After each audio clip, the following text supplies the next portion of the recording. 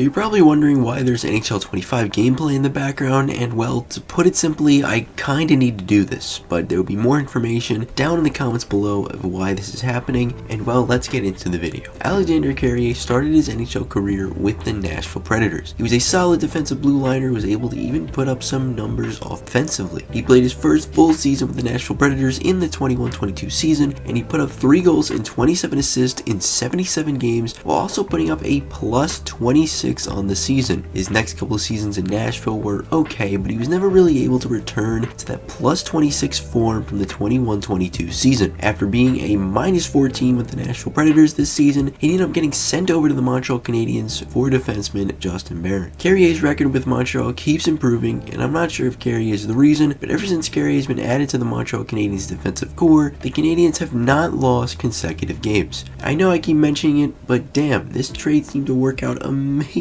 for the Montreal Canadiens. Carrier in his last 5 games has 4 assists and he's been a plus 6. This was a 1-for-1 trade that has seemed to work out amazingly for the Canadiens. So Alexandre Carrier is just such a good damn defenseman.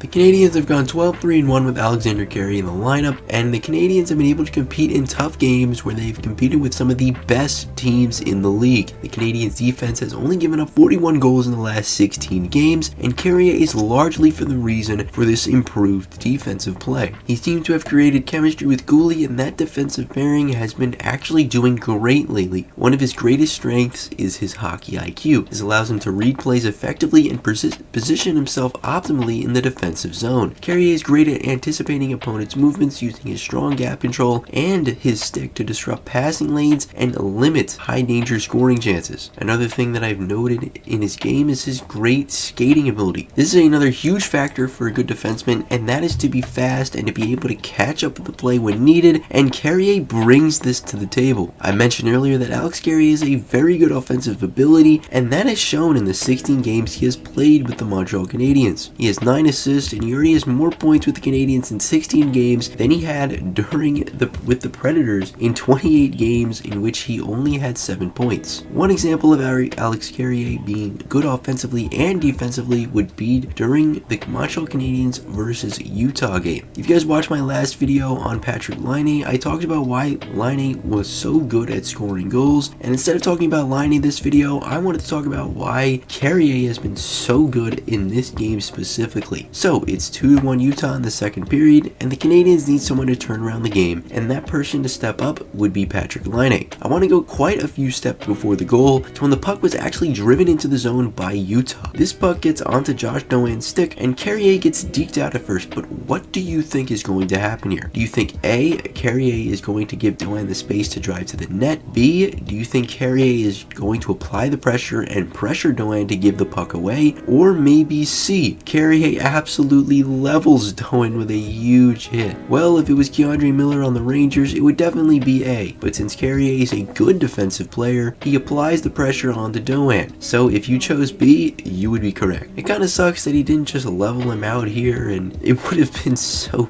good, but if you notice, Carrier isn't giving Doan the space to actually drive to the net. As a result of this, Doan tries to go back with it, but with no help, Laine swoops in and takes his puck into the offensive zone. I want to give you 2 scenarios here, and I want to know which one you think is true. So Carrier is in the neutral zone, and it seems pretty unlikely Carrier will actually get the puck on the initial entry, but Carrier is fast. So with this in mind, what do you think Laine is going to pass this puck to? Do you think he's going to pass to Carrier and get a huge chance, or do you think Carrier is not going to make it and Laine drives himself? Now, if you watch my last video, you would actually know what happens here, and it would be scenario 1. Laine passes his puck to Carrier, who ends up giving it to Newhook, and then gives it back to Laine, who slaps it home where Mama hides the cookies on the top shelf that even Vejmelka can't reach. And this dude is 6 foot, but this all step from Carrier in the defensive zone, putting on the necessary pressure for Doan to turn over the puck, and then of course his good speed of being able to get into the zone so that Laine can pass the puck to him for support. It's actually pretty nice by Carrier, I gotta say. Now, an example of Carrier being good offensively was when the Montreal Canadiens played the Tampa Bay Lightning. It's a 2-2 tie between these two teams with about 2 minutes and 30 seconds to go in the third period when Carrier picks this puck up from the draw. Carrier then dumps this puck in. Now, I love the dump, and I know it's a really basic move that literally every hockey player does, but when someone does a perfect dump, it is honestly just so satisfying, and that's what Carrier does here. And after a little battle by Armia is able to win this puck over to Evans, who puts home the game winner with the Canadiens would win a tough one, 3-2 in regulation against the Tampa Bay Lightning. This had all started because, well, Evans with the draw win, and Carrier who picks this puck off the draw and dumps it into the zone. With this win, the Canadiens push themselves into the second wildcard spot where they have a game in hand on the Boston Bruins. So for now, the Canadiens are sitting nicely in a playoff spot. Another example of when Carrier played good defense that turned into offense was when the Canadiens had played the Detroit Red Wings a little bit ago back in December. It's a 1-1 tie between the Red Wings and the Canadiens with about 4 minutes and 45 seconds in the first period when Alex Carrier puts great pressure on Gustafsson, which causes a turnover for the Canadiens, and as a result, Carrier gets the puck back. Now, what do you think is going to happen here? Do you think A, Carrier is going to rush this puck in himself, B, Carrier is going to dump this puck in so that a player can win a puck battle, or do you think C, Carrier is going to turn this puck back over since some Red Wings are converging on him? Well, since the Red Wings are surrounding Carrier ends up dumping this puck in, so if you chose B, you would be correct. As a result of the dump, Armia wins this puck battle and gets it over to Evans, who ends up scoring a goal. As a result, the Canadiens went up 2-1 in the first period of this game. Now that's a lot of examples of why Carrier does some good things on the defensive end, which actually ends up leading to good offense on the offensive side of things. It's why I believe Carrier has been such a crucial part to the Canadiens' defensive core, as not only has Carrier been able to find good defense, this good defense turned into offense, and then sometimes he just genuinely is good